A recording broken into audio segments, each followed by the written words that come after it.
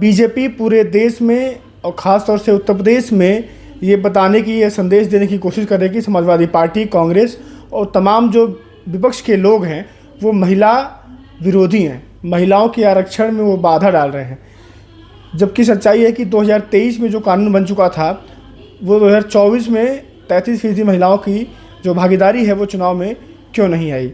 इन तमाम मुद्दों पर बातचीत करने के लिए मेरे पास समाजवादी पार्टी के विधायक तूफानी सरोज जी मौजूद हैं। इनसे समझते हैं और जानने की कोशिश करते हैं कि भाजपा ये नैरेटिव क्यों फैला रही है कि समाजवादी पार्टी के लोग महिला विरोधी हैं। स्वागत है आपका। धन्यवाद। समाजवादी पार्टी हमेशा जो है महिला आरक्षण के पक्ष में रही है। 2023 में पूरे सदन के लोगों ने एकमत एक स्वर से महिला आरक्षण बिल पास किया। दोनों सदन से पास हुआ, राष्ट्रपति का सिग्नेचर हुआ, एक्ट बन गया। तो ये भारतीय जनता पार्टी के ऊपर है, सत्ता में जो बैठे हैं उनके ऊपर है कि वो कब लागू करते हैं। इनकी मंशा में खोट है, उस खोट को जो है विपक्ष के ऊपर थोप रहे हैं। हम आज भी तैयार हैं। देश में 543 सीट है, 543 सीट पर भी आप 33% आरक्षण महिलाओं को दे दीजिए।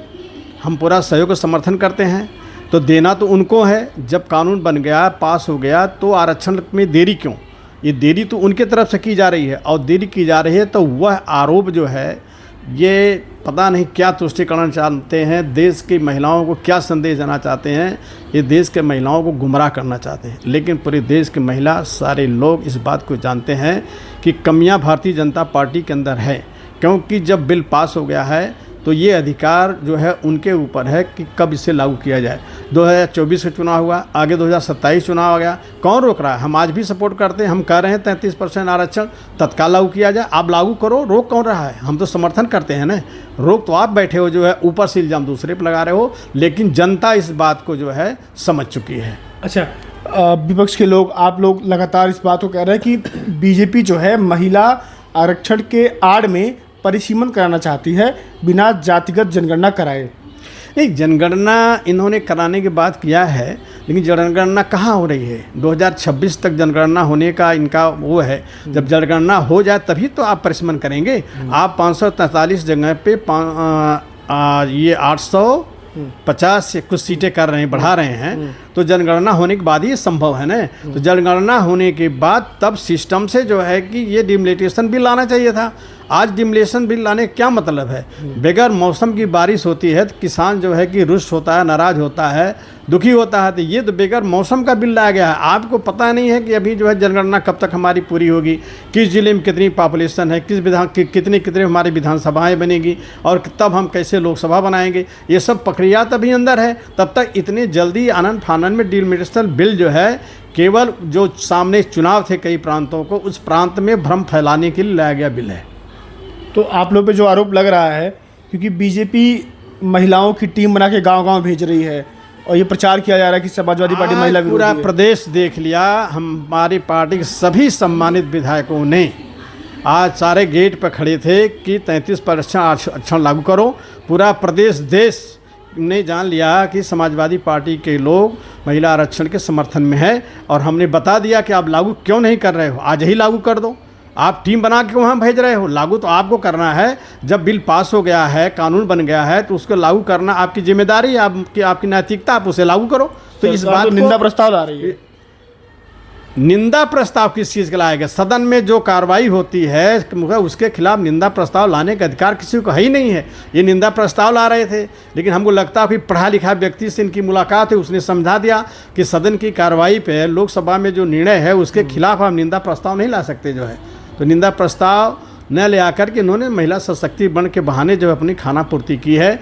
और महिलाओं के ऊपर जितना अपराध हुआ है, महिलाओं के ऊपर जितना शोषण इनके शासनकाल में हुआ है, आप जो है NCRB के आंकड़ा देख लीजिए, राष्ट्रीय महिला आयोग का आंकड़ा उठा के लीजिए। जितने पूरे देश में अपराध हुए हैं महिलाओं को, उससे जो है 50% से ज़्यादा सिर्फ उत्तर प्रदेश से हुए हैं।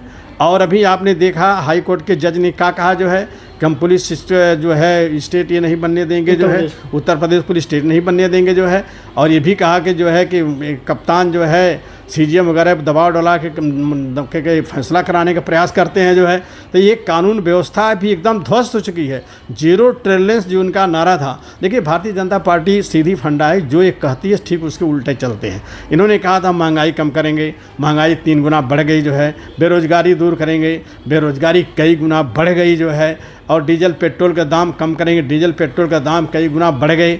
गैस सिलेंडर जो 400 रुपये था जो है आज 1011-1200 रुपये हो गए। तो वैसे ही इन्होंने जीरो टॉलरेंस की जो नारा दिया जो है, तो उसका समझिए जीरो टॉलरेंस का नारा है। जब इनका हर चीज़ दुगुना तिगुना हो गई है, तो जीरो टॉलरेंस में भी कानून व्यवस्था में दुगुना तिगुना आगे बढ़ गए हैं। तो कानून व्यवस्था नाम की चीज़ नहीं है। ये तमाम जेलों में जो है, थानों में ही कोई सुनवाई नहीं होती है, पीड़िता जाते हैं लोग, घूमते रहते हैं, थाने के चक्कर लगाते रहते हैं। जितने मुकदमे अपराध के दर्ज हुए हैं, उससे ज़्यादा लोगों की बातें सुनी नहीं गई, मुकदमे लिखे नहीं गए, वो बाहर पड़े हुए हैं। अच्छा, आखिरी सवाल होगा आपसे, अगर लोकसभा में देखा जाए तो जितनी महिला सांसद समाजवादी पार्टी के पास है उत्तर प्रदेश से, उतनी तो बीजेपी के पास नहीं है, तो महिलाओं के फिर विरोधी कौन हुआ? नहीं, महिला विरोधी भारतीय जनता पार्टी साफ जाहिर है ना। अगर महिला विरोधी नहीं है, उसका मन साफ है, तो बिल पास है, वो लागू क्यों नहीं कर रही है? उसको लागू करना चाहिए। क्यों सेंसेस का इंतजार करो? सेंसेस का इंतजार आप कर रहे हो, इल्ज़ाम आप विपक्ष पे लगा रहे हो, हमारे ऊपर लगा रहे हो। हम तो तैयार हैं, आज ही कह रहे हैं 543 सीट है, 543 सीट पर आप 33% आरक्षण दीजिए जो है, हम तो आज भी तैयार हैं। उत्तर प्रदेश की 403 उस पर कर दें? नहीं, उत्तर प्रदेश नहीं, पूरे देश करेंगे ना। 543 सीट है, पूरा आरक्षण जो है दीजिए 33% पूरे देश की महिलाओं को।